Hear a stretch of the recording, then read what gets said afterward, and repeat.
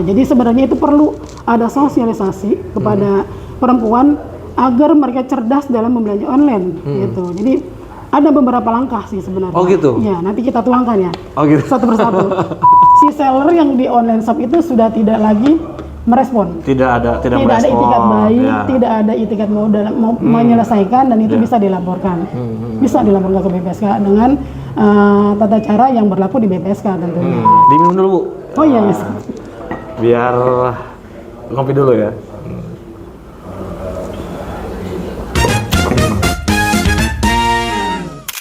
Assalamualaikum warahmatullahi wabarakatuh. Halo Sobat Konsumen, jumpa lagi di channel BPSK Banten Official di acara Ngopi Men, Ngobrol Perlindungan Konsumen.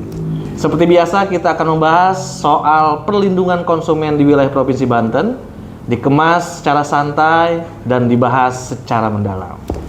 Ya, telah hadir bersama kita saat ini ada Ibu Dr. Ulma Nurhayati, betul ya? Betul. Oke, gimana kabarnya Bu? Sehat? Alhamdulillah sehat. Jadi Bu Dokter ini salah satu anggota majelis BPSK Wilayah Kerja Provinsi 2 Banten. Betul. Ya, ini dari unsur apa nih? Konsumen. Dari unsur konsumen ya. Betul. Bu Dokter aslinya dari mana Bu? Asli dulu. Bekasi, tapi tinggalnya di Kecamatan Petir, Kabupaten Serang. Oh, Kabupaten Serang ya. Iya. Bu Ulma, kalau Bu Ulma sendiri melihat BPSK ini seperti apa sih menurut pandangan Bu Ulma? Umumnya ya, Ya. yang dikenal di masyarakat umum, setahu saya dari teman-teman dan di lingkungan circle kita sebagai perempuan itu, BPSK sudah sedikit dikenal dengan sebutan sebagai lembaga yang menyelesaikan sengketa antara konsumen dengan pelaku usaha dalam hal jual beli tentunya ya. Salah satunya di pembelian online. Pembelian online. Karena memang kebanyakan ibu-ibu mayoritas itu aktif sebagai penikmat lah, penikmat pembelanjaan online, apapun itu. Ya. Jadi ini sangat sangat bermanfaat dan sangat penting sekali ya. Sangat-sangat penting sekali. Dengan adanya BPSK ini bisa Bisa membantu menyelesaikan masalah ibu-ibu terutama ya ketika berbelanja online gitu. Karena pada umumnya setahu saya itu perempuan masih banyak sekali yang belum paham cara berbelanja online yang baik atau yang bagus lah ya. Karena setiap saya termasuk si pelaku usaha dan juga konsumen dalam online, karena saya berjualan juga sebagai afiliator. Oh, jualan juga. Dan di situ banyak konsumen yang ingin membeli barang yang bagus secara online tapi tidak bisa. Akhirnya minta di check out lah, ibaratnya dari akun saya sendiri kayak gitu. Jadi sebenarnya itu perlu ada sosialisasi kepada perempuan agar mereka cerdas dalam membelanja online gitu. Jadi ada beberapa langkah sih sebenarnya. Oh gitu? Ya, nanti kita tuangkan ya. Oh gitu. Satu persatu. Kalau dulu kan yang terkenal bahasanya yang terkenal mata keranjang itu kan biasanya bapak-bapak kalau dulu. Tapi kalau sekarang yang mata keranjang itu ibu-ibu ya. Mata keranjang kuning maksudnya. Keranjang kuning, betul, ya, betul. Jadi betul. yang banyak belanja online itu ya emang. Jadi yang keranjang kuning itu merugikan si bapak-bapak sebenarnya. Karena Merugikan dikit ya? paket bapak-bapak yang dirugikan. Ya, karena tadi aku sudah sampaikan juga sama Ibu Ulma bahwa memang saat ini kan maraknya orang itu kan belanja online. Betul. Nah, dan kira-kira gimana sih caranya biar kita itu ketika belanja online gitu ya tidak tertipu atau tidak salah pilih. Nah, ini langsung aja nih biar memang para sobat konsumen di rumah juga sedikit tercerahkan gitu tuh biar tidak salah. Gimana? Baik Kang Jai. Saya paparkan satu persatu ya. Sebenarnya ada 10 langkah yang mesti kita pelajari dalam belanja online agar kita tidak dirugikan. Yang pertama, yang paling penting kita harus mengetahui rating toko itu sendiri. Ratingnya ya? Dilihatnya dari apa tuh? Biasanya di toko online itu, di online shop itu di bawah nama tokonya itu terdapat bintang. Oh, bintangnya. Nah, jadi 4,7 ke atas itu rating bintang sudah bagus. Di satu sisi itu, selain itu ada juga testimoni dari para pembeli. Kita lihat semua, bahkan ada berapa ribu yang pernah dibeli, itu kita lihat, kita cek semua testimoni dari para pembeli. Itu satu yang pertama ya. Untuk yang kedua, jangan membeli ketika metode pembelanjaan hanya bentuk transfer. Harus ada, kalau bisa, yang tidak merugikan kita itu bayar di tempat atau COD. Nah, itu lebih aman buat kita sebagai konsumen dibanding belanja secara transfer tidak ada metode yang lain. Ketika kita transfer uang kita sudah terkirim, barang tidak datang, itu kita bisa apa?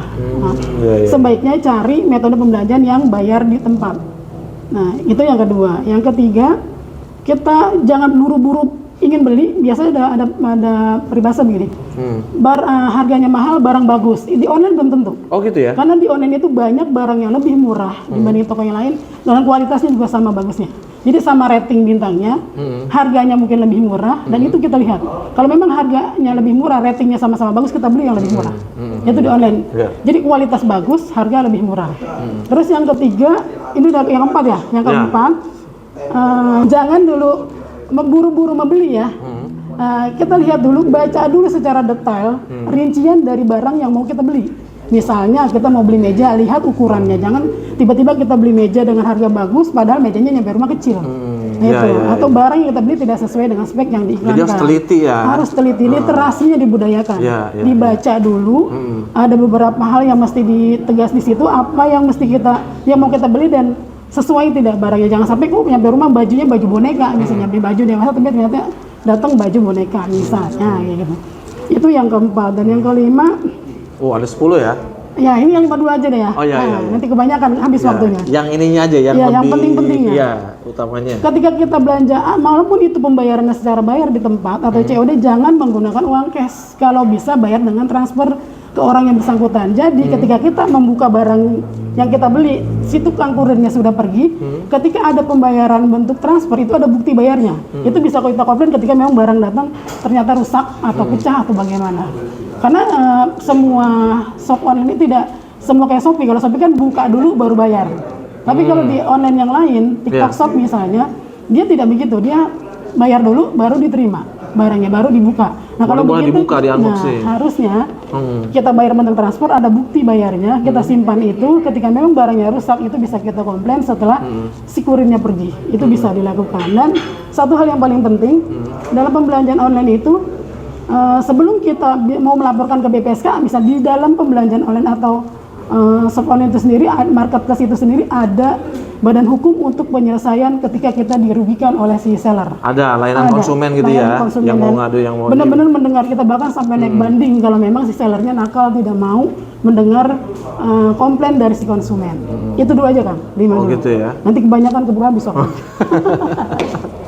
Nah, terus juga banyak juga kasus nih Bu ya. Banyak kalau kita berbicara belanja online. Nah, kadang kan nih si barang ini misalkan kita pesan suatu barang, tapi ketika nyampe rusak barangnya misalkan, atau ada yang kurang. Nah, itu kadang si konsumen itu justru malah memarahi ke si kurirnya tuh. Nah, itu gimana sih, itu harusnya aturannya gimana tuh? Aturan sebenarnya seperti ini Kang, karena memang di marketplace itu sendiri sudah disediakan. Nanti di sini ketika kita menerima barang, di situ ada ulasan barang dikembalikan atau diterima. Nah, di situ kalau memang barangnya tidak sesuai spek, misalnya pengalaman saya pernah saya beli tralis besi jendela, saya beli dengan ukuran 120 sekian kali sekian. Nah, tiba-tiba yang datang itu kepanjangan. Nah, itu bukan kurirnya yang kita kejar. Kalau dia selesai, masalahnya sudah selesai urusannya. Nah, dia cuma nganterin doang ya. Nah, kita DM atau kita chat online-nya si sellernya itu. Kalau barang yang dikirimkan kita foto. Nah, yang paling utama itu unboxing, video unboxing. Itu harus ada. Kalau itu tidak ada, seller tidak akan menerima. Itu yang pertama. Video unboxing. Yang kedua, foto. Bahkan saat langsung kita meterin. Apa yang kita beli, pesanan kita kan ada di situ. Kita meterin, oh ini tidak sesuai, kita foto sesuai dengan meterannya. Itu kita kirim dan itu akan diputuskan oleh si TikTok Shop sendiri. Uangnya akan dikembalikan, karena uangnya itu tidak masuk serta-merta ke si seller. Uangnya masih ditahan oleh TikTok Shop. Nanti akan dikembalikan ke kita, otomatis masuk ke saldo marketplace kita atau akun kita sendiri. Nanti uangnya dikembalikan, bahkan resinya itu muncul dengan pengembalian barang secara gratis. Jadi memang sudah disediakan. Sekarang di online shop itu sudah tersedia juga. Betul, ya. Betul. Dan bahkan enak sekali menggunakannya.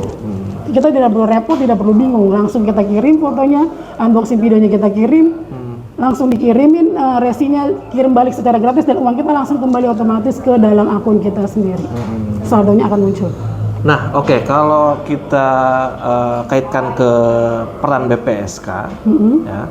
Nah, ini kira-kira kasus online shop ini bisa juga nggak ditangani oleh BPSK gitu ya, dan kasus yang seperti apa yang bisa selesaikan di BPSK. Contoh tadi, karena kan sebetulnya di online shop juga kan sudah tersedia ya, apa tuh aplikasi atau Aplikasi untuk pengembalian barang. untuk komplain dan lain sebagainya. Nah, terus maksudnya bisa juga nggak dibawa ke ranah BPSK begitu? Menurut saya semuanya bisa. Bisa. Bisa dilakukan di BPSK atau dilaporkan ke BPSK asalkan si seller yang di online shop itu sudah tidak lagi merespon. Tidak ada itikat baik, tidak ada itikat mau menyelesaikan, dan itu bisa dilaporkan. Bisa dilaporkan ke BPSK dengan tata cara yang berlaku di BPSK tentunya. Misalnya dengan datang ke kantornya atau melalui call centernya, datang ke sini membawa pengajuan atau laporan. Terus ketika sudah dilaporkan nanti diperiksa oleh BPSK semua dokumennya. Kalau memang kasusnya itu masuk ke ranah BPSK akan dilakukan. Asalkan tetap membawa bukti-bukti, contoh kwitansi pembelian, pembayaran, pada tanggal berapa, dan juga biasanya ada transaksi di dalam online-nya itu, ada chatnya kan di dalam pembelanjaan itu, ada bukti transaksi, ada bukti obrolan kepada seller. Kalau memang itu sudah tidak ditanggapi dengan baik, bisa dilakukan atau laporan melalui BPSK. Gitu. Nah, dalam hal ini, dalam hal kasus tadi, kira-kira siapa nih yang lebih bertanggung jawab kalau dari pihak si pelaku usahanya? Siapanya nih? Apakah online shopnya, atau ke pihak jasa antarnya, atau yang punya tokonya, atau yang menjualnya, resellernya? Kalau sepengalaman saya ya Kang, itu biasanya kalau kita belanja online shop itu yang bertanggung jawab full itu yang punya marketplace-nya. Misalnya kayak Shopee-nya. Oh, marketplace-nya. TikTok shop-nya. Iya. Ibaratnya itu mall-nya, tokonya itu yang punya. Jadi si seller itu tergantung bagaimana keputusan dari yang punya marketplace-nya itu. Ya kayak uang pun dia tidak akan bisa menerima kalau si konsumen itu masih komplain, barangnya tidak sesuai, uangnya minta dikembalikan, itu akan dikembalikan dengan otomatis sama TikTok shop. Jadi marketplace-nya yang punya toko, yang punya tempatnya istilahnya ya. Si Shopee-nya itu atau Tokopedia, Lazada dan sebagainya ya. Jadi mungkin nanti dari pihak marketplace yang menghubungi toko atau reseller yang bersangkutan. Tapi bisa juga kita hubungi keduanya. Jadi di situ ada chatnya, ada pilihan. Mau chat toko atau chat seller. Ada dua. Kita mau hubungi siapa? Kayak gitu. Jadi kalau mau keduanya bisa. Tapi biasanya yang memutuskan ketika terjadi sengketa itu si marketplace-nya itu. Ya. Sellernya tinggal mengikuti. Bahkan saya pernah pengalaman juga beli baju kecilan. Ketika saya komplain dia merasa mengirimkan barang yang sudah sesuai, saya chat tokonya dan tokonya itu memberikan semacam teguran ke si seller itu. Akhirnya si seller telepon lewat belakang, "Bu, punten jangan beri bintang 1 ya, tolong kasih bintang tetap 5, Ibu uangnya saya transfer lewat belakang." Bahkan sempat ada yang terjadi seperti itu. Karena memang dia takut tokonya mendapatkan teguran atau blacklist dari TikTok Shop atau Shopee. Karena mereka juga membutuhkan bintang-bintang itu. Oh iya, jadi memang si seller juga dia ketika memang transaksinya bermasalah, dia juga kena teguran juga mungkin dari marketplace yang ininya ya. Maka dia berpacu ingin terus baik, maka pelayanan pun ditingkatkan. Bahkan bintang 5 itu diminta ke konsumen. Nah Bu, selama Ibu di BPSK, ini sudah ada belum nih laporan atau aduan terkait dengan pembelanjaan online atau yang tadi disampaikan? Sepengetahuan saya pernah ada ya, satu tentang terkait kosmetik yang dikirim barangnya tidak sesuai atau merasa tidak sesuai dengan spek yang diiklankan.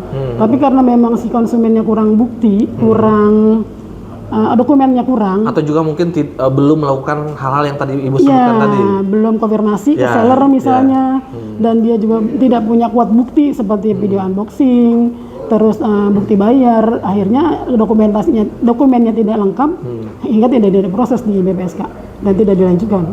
Dan setelah itu belum ada lagi ya? Belum ada lagi, sampai sekarang kebanyakan masih offline. Oke. Diminum dulu Bu. Oh iya, biar ngopi dulu ya.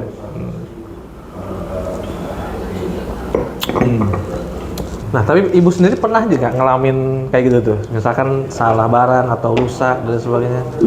Pernah nggak tuh? Kebanyakan sih gini, ya sekarang ini lagi marak seller-seller nakal, Bang. Jadi kita nggak pernah belanja online, nggak belanja, nggak pesen, nggak order, tiba-tiba ujuk-ujuk tuh barang datang dari kurir.